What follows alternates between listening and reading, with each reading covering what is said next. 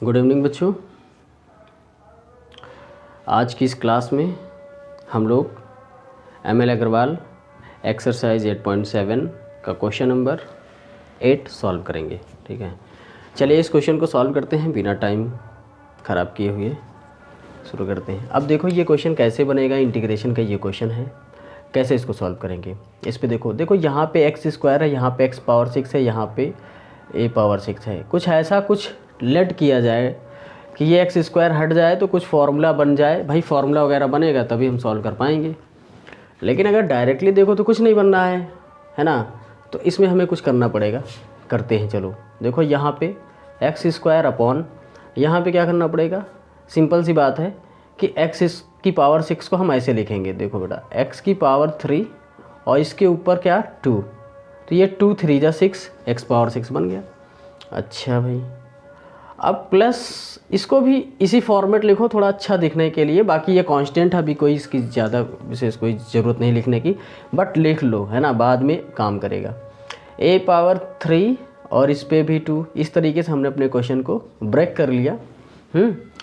ये हो गया। अब यहाँ पे क्या करना है, लेट करना है। क्या करना है, लेट करना है। किसको लेट करना है, एक्स पावर 3 को लेट कर लो। Late x power 3 is equal to T. Differentiate both side, तो 3 पहले आ जाएगा और इस पे पावर 2 बनेगा। dx is equal to dt, है ना। इस तरीके से यहाँ पे हो जाएगा।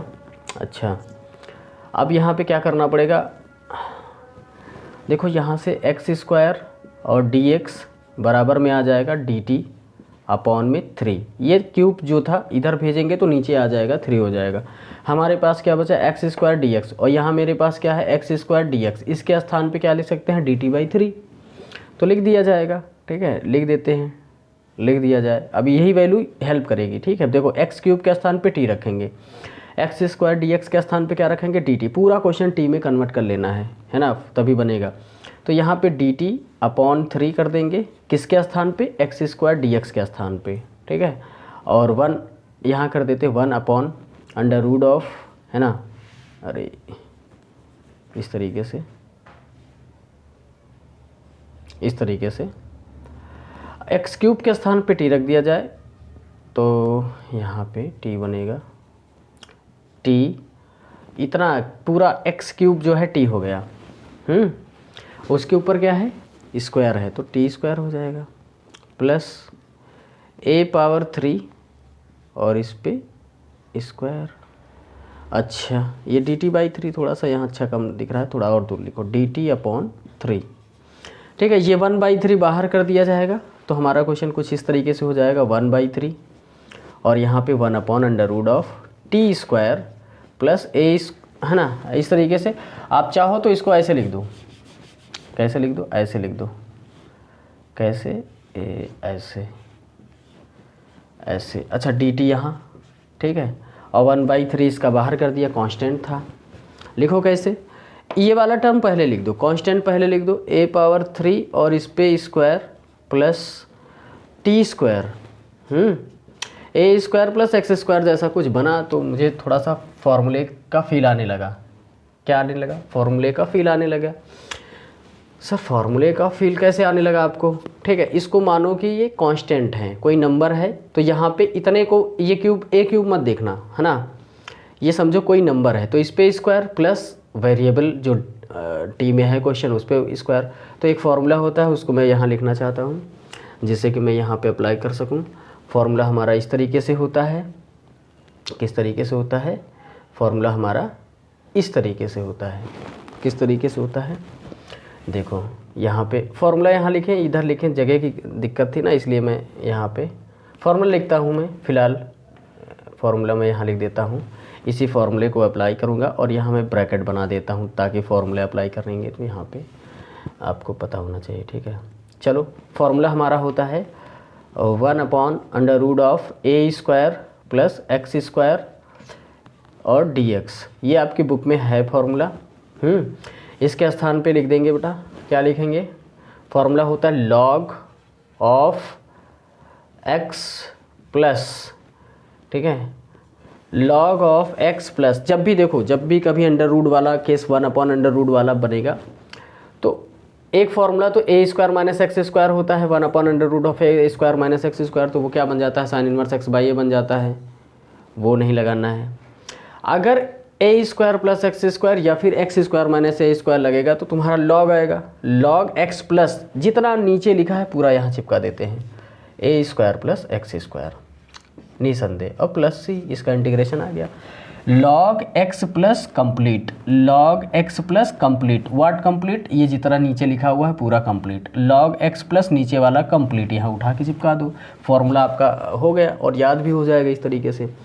चलो खैर, ये फॉर्मूला हम लोग यहाँ लगा देते हैं। तो फॉर्मूला, अब यहाँ से ये फॉर्मूला है, इसी को अप्लाई कर रहे हैं, तो यहाँ पे 1/3 log log log log x के स्थान पे क्या है बच्चा, t है, t प्लस कंप्लीट पूरा का पूरा स्क्वायर रूट जितना है पूरा चिपका दो, log t plus under root of a power, ये पूरा का पूरा लिख दो, तो ये समझो 2 3 जा 6 यहाँ कर दो, 6 प्लस ये t स्क्वायर है ना, इस तरीके से, और प्लस c, लेकिन हमारा क्वेश्चन x में है तो उसको 1/3 log ऑफ t की वैल्यू उठा के रखो बच्चा, t की वैल्यू x3, तो यहाँ पे x3 हो जाएगा, plus under root of a power 6 लिखा रहने दो, a पावर 6 प्लस t के स्थान पे कितना है, x3, तो भाई देखो स्क्वायर हटा के बात करें तो x3 आ रहा है, तो यहाँ x3 हो जाएगा है ना, t के स्थान पे, लेकिन इस पे स्क्वायर लगा है तो भाई इस पे स्क्वायर होना चाहिए,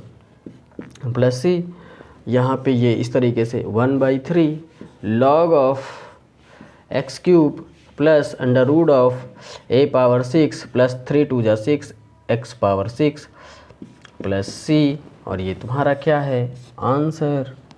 ठीक है, ये तुम्हारा आंसर हो गया। 8 का फर्स्ट पार्ट हमने सॉल्व कर लिया, 8 का सेकंड पार्ट भी सॉल्व करेंगे इसी वीडियो में। इसके लिए मुझे थोड़ा सा वीडियो को रोकना पड़ेगा, जिससे कि मैं दूसरा क्वेश्चन लिख सकूं और सॉल्व कर सकूं, क्योंकि बिना लिखे सॉल्व नहीं हो सकता, इसे हटाना भी पड़ेगा, इरेज भी करना पड़ेगा।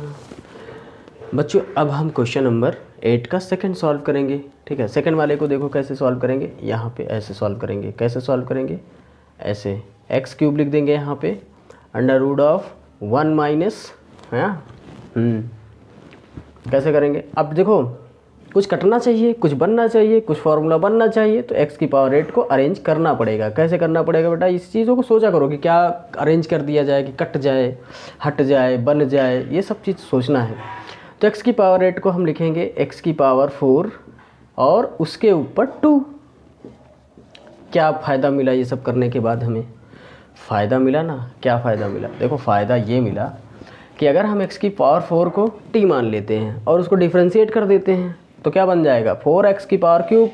4 एक्स्ट्रा मिला लेकिन x³ तो मिल गया ना, मेरा काम तो बन जाएगा ना, तो यही काम करना है आपको। चलो इसका फ़ायदा मिला तो लेट कर लेते हैं, let x power 4 is equal to t, ये लेट कर लिया।